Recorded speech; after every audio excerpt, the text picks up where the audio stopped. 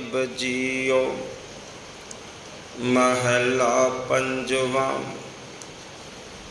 कबीर चावल कारने, तुख को मोहली लाए। संग कुसंगी बैसते, तब पूछै धर्म राए। नामा माया मोहया, कहत लोचन मीत।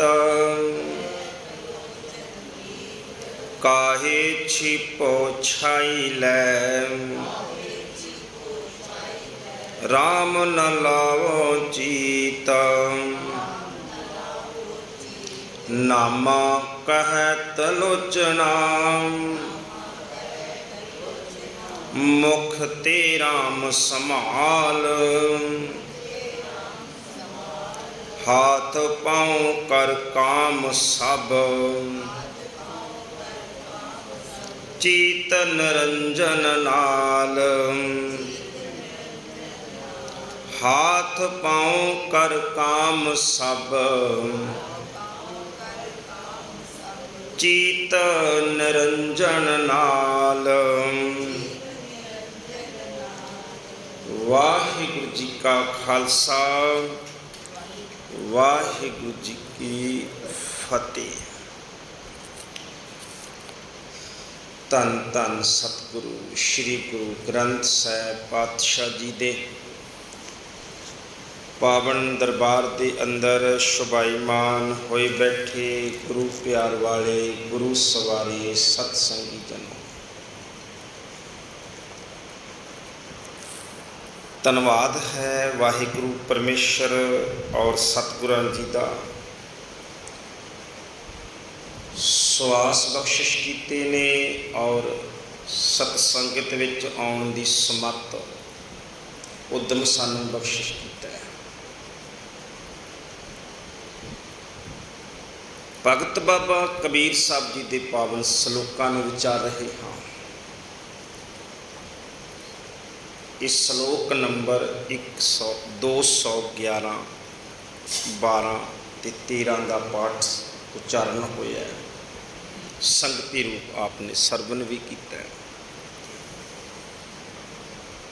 सलोक नंबर 211 ये गुरु अर्जन साहब पातशाह जी ने उच्चारण किया। कबीर साहब नूं संबोधन करके उच्चारण किया। कबीर चावल कारने, तुख को मोहली लाई। जिहड़े गुरमुख ये शब्द ने ना, जदों इन्हां शब्दां नूं असीं पढ़दे हां ना, कई बार ना मैनू जिवें कल ये शब्द नूं पढ़ के मैनू लग्या इंज भी अज तो ना 20 साल बाद संगत समझना चाहेगी ते प्रचारक समझाना चाहेगा। बेनती बड़े ध्यान नाल सुनो। संगत समझना भी चाहेगी ते प्रचारक ने जोर ला के समझाने का यत्न करना है, पर कई ऐसे शब्द ने फिर भी समझ नहीं आते। उसका कारण है क्योंकि वो सानू पता ही नहीं होएगा भी है की है। हुण जदों असीं आसा की वार की बाणी पढ़ते हैं, लाटू मधाणियां अनगा पंखी भौंदियां लैण ना सा। पुछ के देखो नवे बच्चे नूं भी लाटू की है, उन्होंने लाटू समझाने लई की करांगे, मधाणी समझाने लई की करांगे। बच्चे ने कुछ समझ ही नहीं पैनी भी की है। उहदा इक्को ही तरीका है कि असी अपनी बोली दे नाल ते अपनी धरती दे नाल जुड़े रहिए। दो चीज़ां अत जरूरी है, अपनी बोली और अपनी धरती दे नाल। जिहड़े यूस लोग ने ना 2000 साल तक उन्होंने मार पई, 2000 साल तक उन्होंने धरती तो भी उजाड़ दिता गया। हुण तो उन्होंने बना लिया ना इजराइल अपना देश, पर उन्होंने भाषा सी ना जिहड़ी हीबरू, उन्होंने वो नहीं छड्डी। इक्को ही काम उन्होंने किया भी अपने बच्चे उन्होंने उत्थों धरती तो उजाड़ दिता गया। वो यूरोप दे विच फैल गए, थां थां दे उत्ते उन्होंने शरणार्थी बन के 2000 साल तक रहना पिया और 27-28 तरह के जुल्म उन्होंने उपर होए। पर अखीर विच वो अपनी धरती पाउण विच कामयाब हो गई 2000 साल बाद। उसका कारण एक सी, उन्होंने दो चीज़ां रखियां संभाल के। एक वो कहन लगे अपने बच्चों को पढ़ाना है, तो दूजा अपने बच्चों के विचों माँ बोली नहीं बाहर निकलन देनी। बस दो चीज़ां कीतियां उन्होंने, और अज सब तो वड्डी ताकत बन गई वो दुनिया की। तो जरूरी है, बहुत सारे शब्द ने, मनहाली, किरसानी करनी, शर्म पानी, तन खेत, नाम बीज, संतोख सुहागा। हुण नवें बच्चे नूं की समझावांगे भी सुहागा की हुंदा है? चाहिए भी तां भी नहीं समझ पैनी। ये है गल्लां। दोए पुड़ चक्की जोड़ के पीसन आए बैठ, जोदर रहे से उबरे नानक अज बडिठ। की समझावांगे चक्की की हुंदी है? अड तो सानू पता, साडे च बजुर्ग बैठे ने वो देखने वाले। इदां दे कई शब्द हैं, लगता भी की करिया करांगे। तो जिहड़ा ये शब्द है ना, ये भी थोड़ा समझण वाला है। कबीर चावलकार ने, हे कबीर चौलों के उपर छिल्लड़ आ ना जिहड़ी, उहदे करके तुख कौ, तुख कहंदे ने छिल्लड़ में, जिहड़ा उपर का छिलका है ना, चौलों के उपर का छिलका है ब्राउन कलर का, उन्होंने तुख कहा जाता है। मोहली लाए का अर्थ है उन्होंने मोहली लाया जाता सी, उन्होंने कुटिया जाता सी इदां पा के। काहदे लई कुटिया जाता सी? भी उहदे उपरों छिलका उतर जाए। कबीर साहब कहते जिवें वो छिलके नूं मार पैंदी है ना, हे इंसान जे तू भी बुरी संगत करेगा तो परमेश्वर के घर विच तैनूं भी मार पैनी है। हुण गुरमुखो संग कुसंगी वैसते जिहड़े भाई माड़ी संगत विच बैठते ने, उन्होंने धर्म राय ने पुछना है ये गल, उत्थे उन्होंने लेखा देना पैना। पुछण का की अर्थ है भी तेनों पूछया जाना है। तब पूछा धर्म राय भी ऐसी की मुसीबत पै गई सी, माड़ी संगत करता रहा, ऐसी की दस पाई की कारण सी? स्वास दिते, सोहना शरीर दिता तो कुछ भी नहीं करके आया, चंगा किता ही कुछ नहीं, की कारण सी? तो इत्थों पुछया जाना है जे तू भाई माड़ी संगत करेगा। अखरी अर्थ इन्ने बनते हैं। हुण सब तो पहला ये समझो भी कबीर साहब कहते ने भी माड़ी संगत कीती तां करके छिल्लड़ां नूं मार पैंदी है। हुण छिल्लड़ है, चौल के उपर लिपटिया होया है, उन्हें की माड़ी संगत कीती कि उन्होंने मार सहनी पैंदी। हुण गल तां संग कुसंगी है ना, गल तो कुसंग दी चलती पई है, माड़ी संग दी गल चलती पई है। छिल्लड़ ने की माड़ी संगत की? जिन्नी गुरमुखो गल मैनू पकड़ विच आई, मैं दावा नहीं इस गल का करता, पर जिन्नी गल मैनू पकड़ विच आई भी क्यों तुख नूं क्यों जिहड़ी है वो मोहली दी मार पैंदी है, उन्हें की ऐसा कुसंग कीता है? तो दो गल्लां समझ विच पईआं। पहली, जिहड़ा छिल्लड़ आ ना, देखो छिल्लड़ किसी भी चीज़ का जिहड़ा हुंदा है ना, वो सुरक्षा लई बनाया हुंदा है, वो सिक्योरिटी लई सुरक्षा लई बनाया है ना। छिल्लड़ है केले का, वो सुरक्षा लई बनाया होया, और जो तो वो जन्मे है वो नाल ही पैदा होया। इस तरह जी तुख है, तुख चावल के नाल ही पैदा हुई है, कि पासों तो आई नहीं, वो तो नाल ही है। पर इत्थे कुसंग की हो गया, जिहड़े कई जानकार सज्जण ने उन्होंने मैनूं पता लगे इस गल का, कहने लगे नहीं जी, जे छिल्लड़ आ ना, जदों तक चावल नूं ओहदी लोड़ है उदों तक नाल रहनी चाहिए है। जे सदा ही चावल दे नाल रहे तो वो चावल नूं खराब कर दिंदी है। चावल जे जे उदा ही चावल छिल्लड़ दे नाल ही रख लईए ना साँभ के, तो हौली हौली मौसम का कोई प्रभाव पैंदा जां किद्दां हुंदा, वो हौली हौली चावल ही खराब हो जाता है। जिहड़ी छिल्लड़ चावल दे दाणे की सुरक्षा लई बनी है, जे लोड़ों वध वो भी छिल्लड़ दे नाल रहे तो उहदे लई माड़ी हो जाती है। वो दाना कमज़ोर पै जाता, वो खराब हो जाती है फसल। दूजा,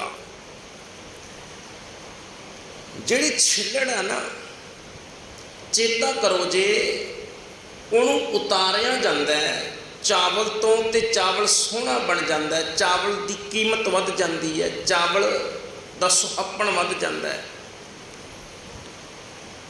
इस करके लोड़ों वध किसी चीज़ के नाल रहना, ये भी कहने कुसंग ही है। जे छिल्लड़ लोड़ों वध चावल के नाल चिंबड़िया ही रहेगा, तो कह लगे ये चावल लई भी सही नहीं है। इस करके छिल्लड़ नूं उतार लिया जाता है, मार मार के उतारिया जाता है। इसका अर्थ की बनिया, लोड़ों वध दुनियावी कोई भी जिहड़ी संगत है, गुरु परमेश्वर की संगत तो परे लोड़ों वध कोई भी संगत है गुरमुखो, वो माड़ी माड़ी है। जिवें जिवें सौखा जा कह लो, अजकल इदा चलता नहीं भी जनरेशन गैप की समस्या बड़ी हो रही है, भी बच्चे साडी गल नहीं सुनते। कई ऐसा होंदा नहीं भी माँ प्यो आ जिहड़े वो बच्चा ना बहुते चुंबड़े रहिंदे, 24 घंटे नाल ही आ, बच्चे नूं सोचने कुछ नहीं देंदे। असीं जो कहांगे तू सत बचनी कही जा। एक नुकता बड़े ध्यान, असीं कहने भी बच्चा बहुत आग्याकारी होना चाहिए। असीं कहने ना भी सियाणा बच्चा किहड़ा हुंदा है, जिहड़ा आग्याकारी होवे। किहदा जी? माँ प्यो का आग्याकारी। अच्छा, गुरु नानक साहिब की आग्याकारी है नहीं, फिर ये तो पावो तो बाबा नलैक सी। गल आग्याकारी होने की नहीं है। जे आपां ये सोचीए भी जिद्दां माँ प्यो कहिंदा है 100% बच्चा उदां ही यस कही जाए, तो बहुत सियाणा बच्चा है। गुरु नानक साहिब पातशाह तो अपने पिता की हर गल नूं यस नहीं कहते, कहते नहीं कहते ना। पर असी कहने भी गुरु नानक साहिब तो पैगंबर ने, रब का रूप ने, किद्दां हो गए? फिर अर्थ की बनता है? अर्थ ये बनता है भी केवल आग्याकारी होना नहीं, गल है किहड़ी गल का आग्याकारी होना चाहिए, किहड़ी का नहीं होना चाहिए। हुण ध्रुव प्रहलाद की जिन्नी महिमा बाणी च किसी होर दी है, प्यो के आग्याकारी दोने नहीं। ना ध्रुव प्यो का आग्याकारी है, ना प्रहलाद आग्याकारी है। गल ये नहीं है, गल है भी किस चीज़ के आग्याकारी? आग्याकारी सच दे। जे कोई बच्चा गलत गल नूं भी प्रवान करी जाता है, वो आग्याकारी नहीं है।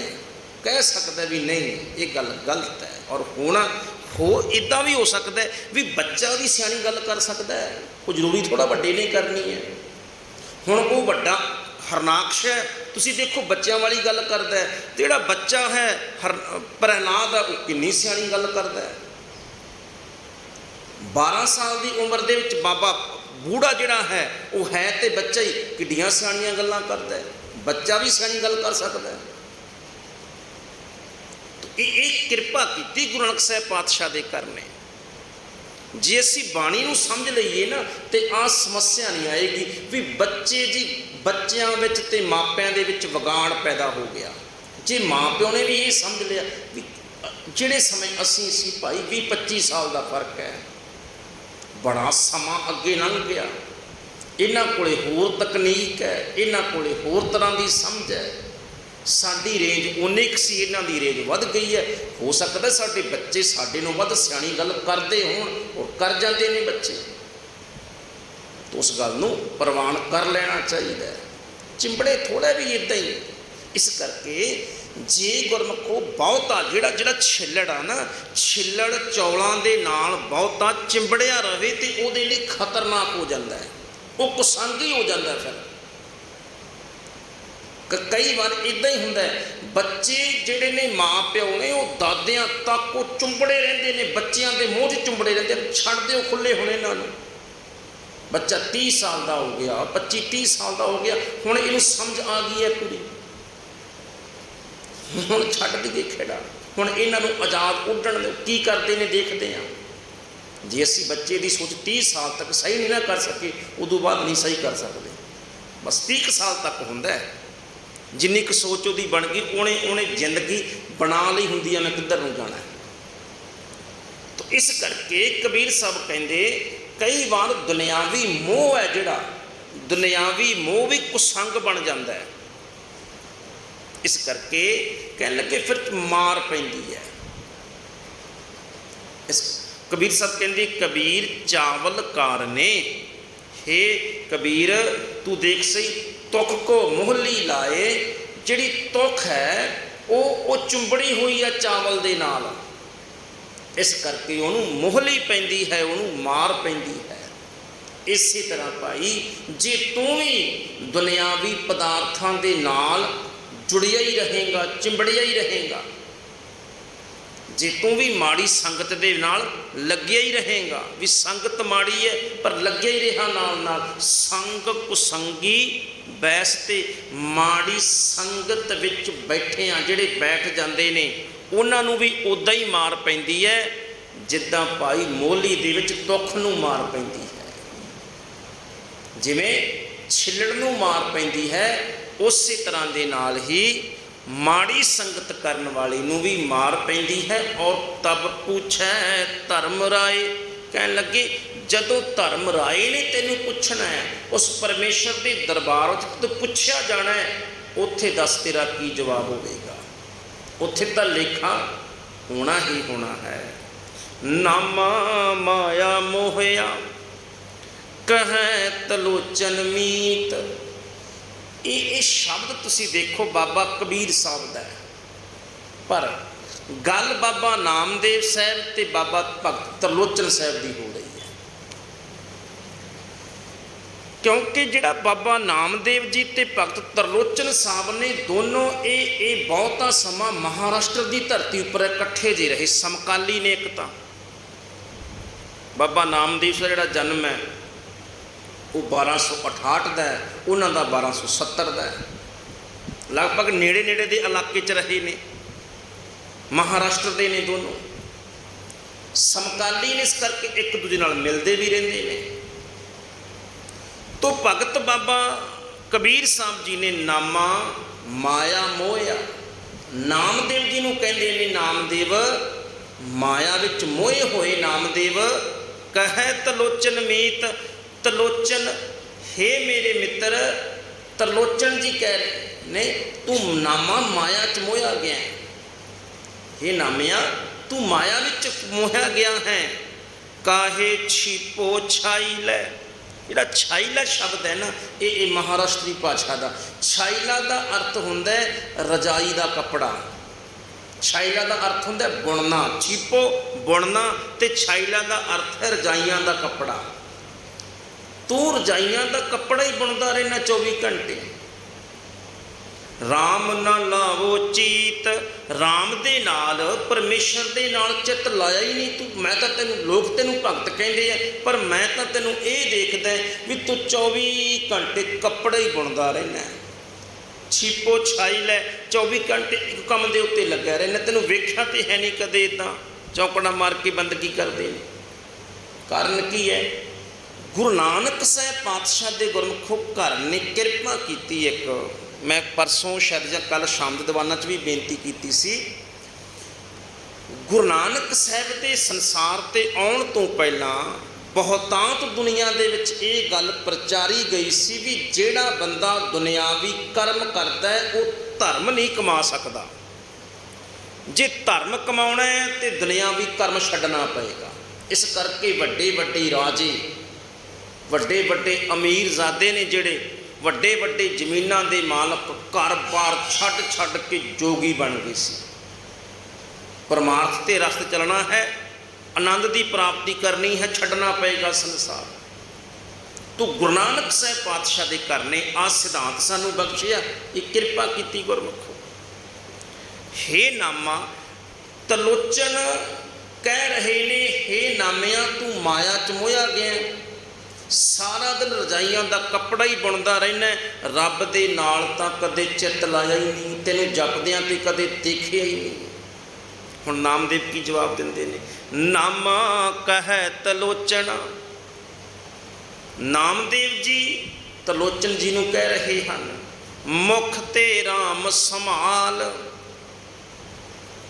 मुख तो राम नूं संभालना चाहिए। अर्थ की बनिया, मुख दे विचों मूँह दे विचों रसना दे नाल राम नूं उचारना चाहिए है।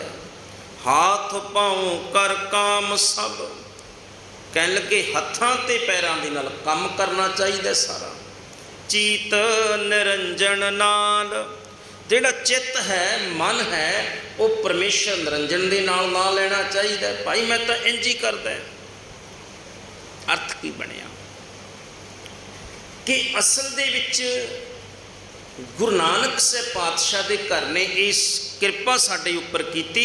कहन लगे जिहड़ा नाम परमेश्वर की बंदगी करनी है ना, उहदा संबंध साडी सुरत दे नाल है, साडे चित्त दे नाल है।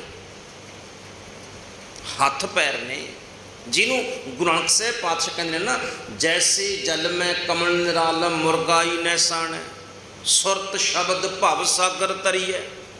सुरत नूं शब्द विच लाउण दे नाल इस भव सागर तो पार हो जाईदा, भाव आनंद की प्राप्ति हो जाती है, आत्मक आनंद मिल जाता है जदों सुरत शब्द विच ला लईए। हुण अर्थ की बनिया भी परमेश्वर के नाम दे नाल सुरत जोड़न की गल है सुरत जोड़न की भी। सुरत जुड़ी है जिवें कल आप विचार की सी भी ध्यान धर के बोलो वाहिगुरू। जे तेरी सुरत दे विच वो ध्यान तू धार ही नहीं रहा, फिर तेनों वाहिगुरू बोलण का आनंद ही नहीं आएगा। गल तो सुरत ध्यान धरन की है ना, उस तरह ये सुरत जोड़न की है। चित्त है ना जिहड़ा वो निरंजन दे नाल लाउणा है, हत्थां पैरां नाल काम करना है। एक बचन आउंदा बाबा राम भगत बाबा नामदेव साहब जी का रामकली राग के अंदर, मन राम नामा बेदी अले जैसे कन कलाचित मांडी अले। कहते हे मना वही भगत तलोचन ते नामदेव की गलबात ही है सारी। और बहुत विद्वान मानते हैं कि इसे ही जिहड़ा है प्रश्न का जवाब दिता होया बाबा नामदेव साहब ने उन्हां अखरां दे विच, उस शब्दां दे विच। तू देख मन नूं किवें राम दे नाल बन्नना है किवें बन्नना, जैसे कल कला चित मांडी वाले, जिवें सुनियार नूं नहीं देखिया सोना कढ़दे। कहन लगे देखो हत्थां दे नाल वो सोने नूं घड़ी जांदा है ते जबान दे नाल गाहक नाल गल्लां भी करी जांदा है। सुरत कित्थे है ते मूँह कित्थे चल रहा है, अखां कित्थे ने। अनीले कागद काटिले गुड्डी आकाश मध्य भरमी अले, पंच जना स्यों बात बतौआ चितस डोरी राखी अले। बच्चा है कागद अनीले का अर्थ है आन ले आया, लैके आया। एक बच्चा है वो कागद लैके आया, उन्हें पतंग बनाई, पतंग बना के डोर पा के उपर नूं चढ़ा रहा है, उड़ा रहा है, तो कोल मित्र खड़े ने गल्लां भी करी जांदा है, दो काम इकट्ठे करदा है। हथ दे नाल इंज डोरी तुनका मारदा है उन्होंने, तो जुबान दे नाल वो मित्रां नाल गल्लां करी जांदा है। हथ कुछ होर करते हैं, जुबान कुछ होर करती है। इस तरह कहने लगे हत्थां पैरां नाल काम कर लै, जुबान दे नाल परमेश्वर का नाम जप लै। ਦੋਨੇ ਕੰਮ ਕਰ ਸਕਦਾ ਹੈ ਭਾਈ ਤੂੰ। ਨਾ ਤੈਨੂੰ ਕੰਮ ਛੱਡਣ ਦੀ ਲੋੜ ਹੈ, ਨਾ ਤੈਨੂੰ ਸੁਰਤ ਉਧਰ ਲਾਉਣ ਦੀ ਲੋੜ ਹੈ, ਸੁਰਤ ਦੂਜੇ ਪਾਸੇ ਲਾ। ਇਸੇ ਤਰ੍ਹਾਂ ਦੇ ਨਾਲ ਅਨੀਲੇ ਕੁੰਭ ਭਰਾਈਲੇ ਉਦਕ ਰਾਜ ਕੁਆਰ ਪੁਰੰਦਰੀਏ ਹਸਤ ਵਿਨੋਦ ਵਿਚਾਰ ਕਰਤੀਆਂ ਕੀਤ ਸੁਗਾਗਰ ਰਾਖੀ ਹਲੇ। ਬੱਚੀਆਂ ਨੇ ਉਹ ਸਿਰ ਦੇ ਉੱਤੇ ਘੜੇ ਚੱਕੇ ਹੋਏ ਨੇ, ਇੰਜ ਤੁਰੀਆਂ ਆਉਂਦੀਆਂ, ਇੱਕ ਦੂਜੇ ਨਾਲ ਹੱਸ ਗੱਲਾਂ ਕਰਦੀਆਂ ਨੇ, ਪਰ ਚੇਤਨ ਜਦੋਂ ਥੋੜਾ ਜਿਹਾ ਜਿਹੜਾ ਪੈਰ ਆ ਉਹ ਨੀਵੇਂ ਥਾਂ ਉੱਤੇ ਪੈਂਦਾ, ਥੋੜੀ ਗਾਗਰ ਡੋਲਣ ਲੱਗਦੀ ਹੈ, ਇੰਜ ਹੱਥ ਨਾਲ ਦੀ ਨਾਲ ਪੈ ਜਾਂਦਾ, ਸੰਭਾਲ ਲੈਂਦੀਆਂ ਨੇ ਗਾਗਰ ਨੂੰ। ਭਾਵੇਂ ਕਿ ਜਿਹੜਾ ਗੱਲਾਂ ਬਾਤਾਂ ਉਹ ਕਰੀ ਜਾਂਦੀਆਂ ਨੇ, ਪਰ ਚਿੱਤ ਘੜੇ ਦੇ ਵਿੱਚ ਵੀ ਡਿੱਗ ਨਾ ਪਵੇ। ਹੱਥ ਪੈਰਾਂ ਨਾਲ ਕੰਮ ਵੀ ਹੋ ਰਿਹਾ, ਸੁਰਤ ਘੜੇ ਦੇ ਵਿੱਚ ਹੈ। इस मंदिर एक द्वारदह जाके गऊ चरावन छाड़ी अले। 5 कोस पर गऊ चरावत कीतस 12 बछड़ा राखी अले। गांव किन्नी दूर फिरदी है, बच्छा घरे बैठा है। तुसी देखो शरीर उहदा उत्थे है, मूँह नाल चारा चलदी पई है, पर चित चेते विच अपना बच्छा है। दूर बैठी भी बच्छे नाल जुड़ी हुई है। तू भी भाई दूर बैठा भी जुड़ सकदा, किते बैठा भी जुड़ सकदा। इसी तरह कहन लगे, इसी तरह दे नाल ही कहत नामदेव सुनो तलोचन बालक पालन पौड़ी अले। अंतर बाहर काज बरूदी चीत सुबार राखी अले। माँ है, बच्चा अंदर सुता पे है, वो बाहर काम करी जाती है, हत्थां पैरां नाल बाहर काम करती है, पर कहन लगे चित अंदर सुते पे बच्चे दे विच है, उहदा भी जाग ना पवे, रो ना पवे। और कमाल की गल हुंदी है, आपां देखदे हां घरां दे विच बच्चा जागदा है, सब तो पहला कन्नां 'च आवाज़ माँ दी पैंदी है, पता लग जाता है, क्योंकि उहदा ध्यान ही उधरले पासे है। तो इसे तरह दे नाल एक किरपा की गुरु नानक साहिब पातशाह के घर ने भी भाई किरत करदियां होयां भी बंदगी की जा सकती है। नाम जपण दे लई घर छड्डण दी जरूरत नहीं है, काम छड्डण दी जरूरत नहीं है। इस तरह नामा कहे तलोचना मुख ते राम संभाल, हाथ पाँव कर काम सब।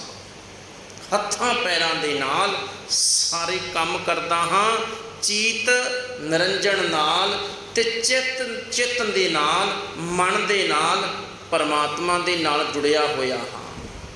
क्योंकि काम तो उन्होंने समाप्ति कर गई, काम तो उन्होंने को वक्खो वक्खरे ने ना, जो भगत तरलोचन साहब ने ना, वो ब्राह्मण ने, उन्होंने काम उदां दा हुण वो अपने तरीके नाल ही जपणगे।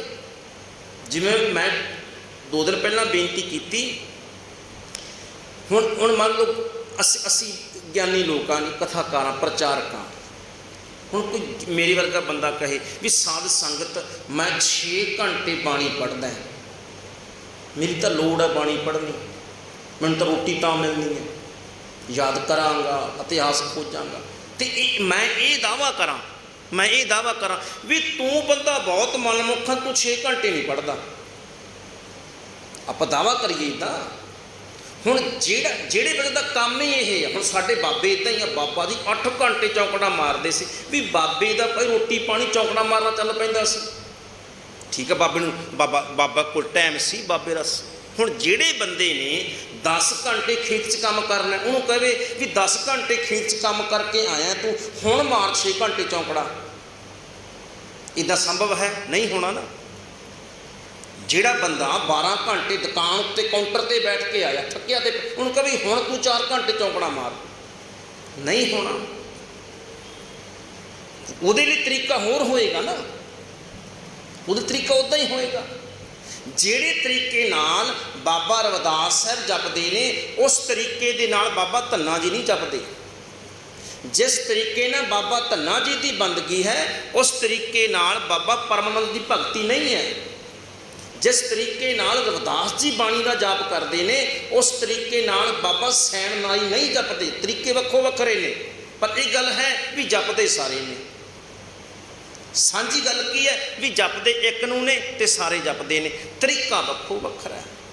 किसी के हत्थ दे विच हल पकड़िया होया है, किसी के हत्थ विच जिहड़ी है वो ਚਮੜੇ ਵਾਲੀ ਤੇਸੀ ਪਕੜੀ ਹੋਈ ਹੈ। ਕਿਸੇ ਕੋਈ ਖੱਡੀ ਦੇ ਵਿੱਚ ਬੈਠਾ ਜਪ ਰਿਹਾ, ਕੋਈ ਖੇਤ ਵਿੱਚ ਹਲ ਵਾਹੁੰਦਾ ਜਪ ਰਿਹਾ, ਕੋਈ ਧਾਰਮਿਕ ਸਥਾਨ ਦੇ ਉੱਤੇ ਬੈਠਾ ਭਗਤ ਤਰਲੋਚਨ ਜਪ ਰਿਹਾ, ਕਿਉਂਕਿ ਬ੍ਰਾਹਮਣ ਨੇ। ਤਰੀਕਾ ਵੱਖੋ ਵੱਖਰਾ, ਪਰ ਜਪਿਆ ਸਾਰਿਆਂ ਨੇ। ਕੰਮ ਕਾਰ ਕਰਦਿਆਂ ਹੋਇਆਂ ਵੀ ਜਪਿਆ। ਗੁਰੂ ਨਾਨਕ ਸਾਹਿਬ ਪਾਤਸ਼ਾਹ, ਤੁਸੀਂ ਦੇਖੋ ਨਾ ਕਿਉਂ ਲੋੜ ਪੈ ਗਈ ਸੀ 52 ਸਾਲ ਦੀ ਉਮਰ ਤੋਂ ਬਾਅਦ। ਜਿਹੜੇ ਸਮੇਂ ਲੋਕ ਰਿਟਾਇਰਮੈਂਟ ਲੈ ਲੈਂਦੇ ਆ, ਗੁਰੂ ਨਾਨਕ ਸਾਹਿਬ ਪਾਤਸ਼ਾਹ ਨੇ ਖੇਤੀ ਕਰਨੀ ਸ਼ੁਰੂ ਕੀਤੀ। ਉਸ ਸਮੇਂ ਖੇਤੀ ਕਰਨੀ ਸ਼ੁਰੂ ਕੀਤੀ, ਜਿਹੜੇ ਸਮੇਂ ਰਿਟਾਇਰਮੈਂਟ ਲੈ ਲੈਂਦਾ ਬੰਦਾ। ਕਾਰਨ ਕੀ ਸੀ? ਸਮਝਾਉਣ ਦੇ ਲਈ ਵੀ ਕਦੇ ਕੋਈ ਮੇਰੇ ਸਿੱਖ ਨੂੰ ਇਸ ਕਰਕੇ ਰੱਬ ਨਾਲੋਂ ਤੋੜ ਨਾ ਦੇਵੇ ਵੀ ਭਾਈ ਤੂੰ ਤਾਂ ਕਾਰੋਬਾਰੀ ਆ, ਤੂੰ ਨਹੀਂ ਜਪ ਸਕਦਾ। ਸਾਨੂੰ ਭਰਮ ਭੁਲੇਖੇ ਤੋਂ ਕੱਢਣ ਦੇ ਲਈ ਗੁਰੂ ਨਾਨਕ ਸਾਹਿਬ ਪਾਤਸ਼ਾਹ ਨੇ ਆਪ ਹਲ ਵਾਹਿਆ। ਨਹੀਂ ਬਾਬੇ ਨੂੰ ਲੋੜ ਥੋੜ੍ਹਾ ਸੀ ਕੋਈ ਇੱਦਾਂ ਕਰਨ ਦੀ, ਅਸੀਂ ਤਾਂ ਲੋੜ ਲਈ ਕਰਦੇ ਹਾਂ। ਬਾਬੜਾ ਚੱਲ ਸਕਦਾ ਸੀ ਇੱਦਾਂ ਹੀ, ਪਰ ਐਗਜ਼ਾਮਪਲ ਦੇ ਲਈ ਗੁਰੂ ਨਾਨਕ ਸਾਹਿਬ ਪਾਤਸ਼ਾਹ ਨੇ ਆਪ ਪਰਮੇਸ਼ਰ ਦਾ ਨਾਮ ਜਪਦਿਆਂ ਜਪਦਿਆਂ ਹਲ ਵਾਹਿਆ ਬਾਬੇ ਨੇ। ਕਿਉਂ ਹਲ ਵਾਹਿਆ? ਹਾਥ ਪਾਉ ਕਰ ਕਾਮ ਸਭ ਚੀਤ ਨਿਰੰਜਨ ਨਾਲ। ਸਤਿਗੁਰੂ ਪਾਤਸ਼ਾਹ ਕਿਰਪਾ ਕਰਨ। ਇਸੇ ਤਰ੍ਹਾਂ ਗੁਰਮੁਖੋ ਘਰਾਂ ਦੇ ਵਿੱਚ ਕੰਮ ਕਾਰ ਕਰਦੇ ਆ, ਬੀਬੀਆਂ ਭੈਣਾਂ ਨੇ ਆਟਾ ਗੁੰਨਦਿਆਂ ਵੀ ਵਾਹਿਗੁਰੂ ਵਾਹਿਗੁਰੂ ਕਰ ਸਕਦੀਆਂ ਨੇ। ਤੁਸੀਂ ਦੇਖੋ ਖਾਣ ਵਾਲਾ ਵੀ ਜਪੇਗਾ। ਕੋਈ ਵੀ ਖੇਤ ਵਿੱਚ ਹਲ ਵਾਹੁਣ ਵਾਲਾ, ਕੰਮ ਕਰਨ ਵਾਲਾ, ਉਹ ਉੱਦਾਂ ਵੀ ਬਾਣੀ ਪੜ੍ਹ ਸਕਦਾ। ਹੱਥਾਂ ਪੈਰਾਂ ਨਾਲ ਕੰਮ ਕਰਦਾ ਵੀ ਪੜ੍ਹ ਸਕਦਾ। ਔਰ ਹੱਥਾਂ ਪੈਰਾਂ ਨਾਲ ਕੰਮ ਕਰਦਿਆਂ ਪੜ੍ਹਾਂਗੇ, ਹੋਰ ਧਰਮ ਅੰਦਰ ਭਰੋਸਾ ਪੈਦਾ ਹੋਏਗਾ। ਪਾਤਸ਼ਾਹ ਕਿਰਪਾ ਕਰਨ। ਫਤਿਹ ਬੁਲਾਓ ਜੀ। ਵਾਹਿਗੁਰੂ ਜੀ ਕਾ ਖਾਲਸਾ, ਵਾਹਿਗੁਰੂ ਜੀ ਕੀ ਫਤਿਹ। ਸਤਿਨਾਮ ਸ੍ਰੀ ਵਾਹਿਗੁਰੂ ਸਾਹਿਬ ਜੀਓ। ਰਾਮ ਕਲੀ ਮਹਲਾ